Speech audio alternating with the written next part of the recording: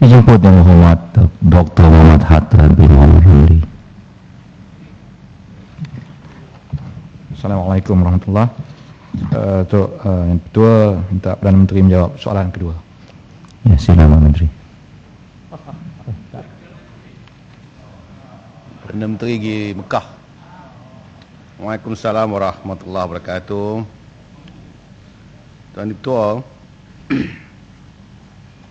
kerajaan telah mendapat khidmat juru perunding FBC Media United Kingdom bagi menyediakan perkhidmatan perunding, nasihat dan menguruskan kempen komunikasi bermula pada tahun 2007. Kontrak selama setahun itu telah disambung sebanyak 2 kali dan ditamatkan pada tahun 2010. Nilai kontrak untuk 3 tahun itu ialah euro 19.6 juta. Pihak FBC Media telah mengambil pendekatan kepelbagaian dalam melaksanakan perancangan komunikasinya. Antaranya membantu dalam pembabitian Malaysia di forum antarabangsa yang penting, membantu menjalin hubungan dengan pihak dan badan yang berpengaruh, serta menyediakan liputan yang meluas mengenai kepentingan Malaysia di media antarabangsa. Perancangan komunikasi FBC Media ini mendukung usaha yang dilakukan oleh pemimpin kerajaan, kementerian dan agensi dan lawatan dan misi luar negara mereka. Sebagaimana kita sedia maklum, selain dasar dan program yang sesuai, strategi komunikasi juga merupakan satu elemen yang penting dalam usaha kita terus meningkat profil negara sebagai destinasi pelaburan dan pelancongan yang menarik. Kulakerai. Terima kasih Perdana Menteri, terima kasih Menteri atas jawapan yang ringkas tapi menyeluruh mengenai usaha yang dibuat oleh kerajaan sejak 2007 untuk memperbaiki imej negara dan juga membantu dalam usaha-usaha meningkatkan pelaburan. Perkara ini telah kita bahaskan dalam beberapa siri perbahasan, termasuk dalam perbahasan peruntukan tambahan, dan ianya tidak terhenti di situ kerana usaha-usaha ini menimbulkan kesan yang negatif pada pandangan saya apabila usaha yang dibuat oleh FBC itu dilihat sebagai sesuatu yang bertentangan dengan etika kewartawanan dan juga penyiaran, dan telah menyebabkan salah satunya BBC di UK mengambil tindakan terhadap FBC ini. Yang terbaru kita dengar FBC ini pun dah nak bankrupt, dah nak muflis. Kemungkinan kerana kita menarik balik kita punya sponsorship tadi itu, ataupun kerana pihak yang lain tidak berminat lagi nak mengambil FBC sebagai konsultan mereka. Kita pun tak pasti. Tetapi Tuan Ketua, bukankah kita mempunyai suatu network kementerian luar ataupun kedutaan-kedutaan kita di negara-negara asing, dan kita juga mempunyai network pejabat-pejabat seperti matrid di luar negara yang memang tanggungjawab mereka mempromosi negara dan menarik pelabur-pelabur asing.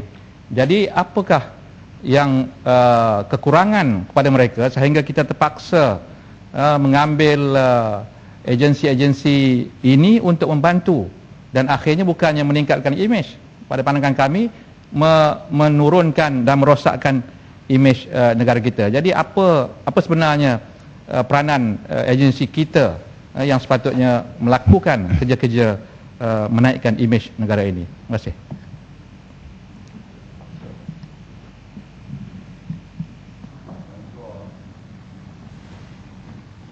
Pertamanya, sudah tentu kalau Yang Berhormat tahu, iaitu kita punya badan-badan seperti matrid dan juga kedutaan kita di luar negara. Dia lebih menjaga kepentingan kita dalam bidang yang tertentu apabila ada hubungan di antara kita dengan negara itu. Dan Yang Berhormat pun tahu itu bahawa daripada segi kita punya peraturan iaitu kita menghantar staf kita ke sana dan ditukar pada setiap 3-4 tahun.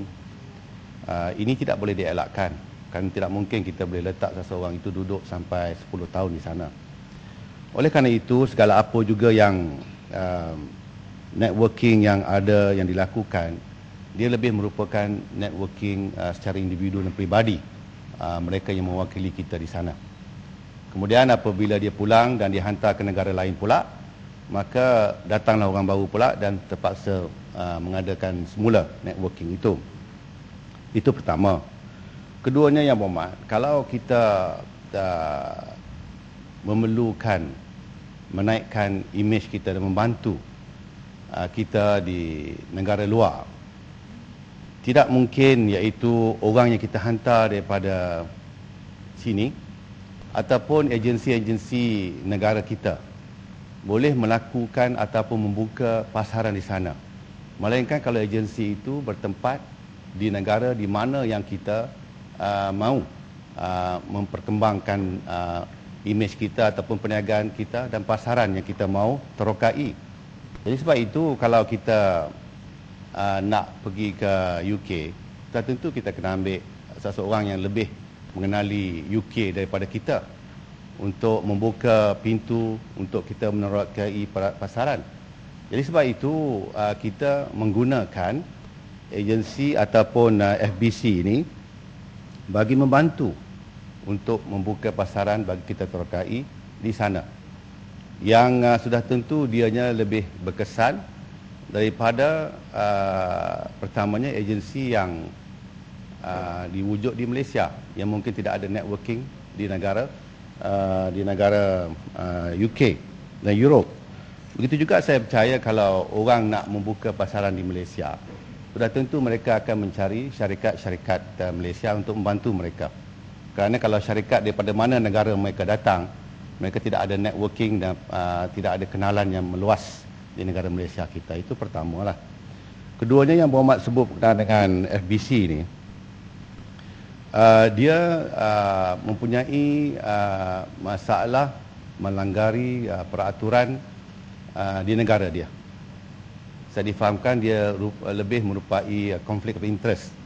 Ada perkara-perkara yang sepatutnya diisytiharkan, tetapi beliau syarikat itu telah gagal mengisytiharkan perkara-perkara yang dituntut untuk diisytiharkan. Jadi ini lebih merupakan perkara melanggar peraturan United Kingdom dan dia tidak ada kena-mengena dengan perkara-perkara yang boleh dianggapkan sebagai jenayah yang boleh menjejaskan apa yang dikatakan penggunaan kita terhadap FBC ini sebagai agensi untuk membantu kita.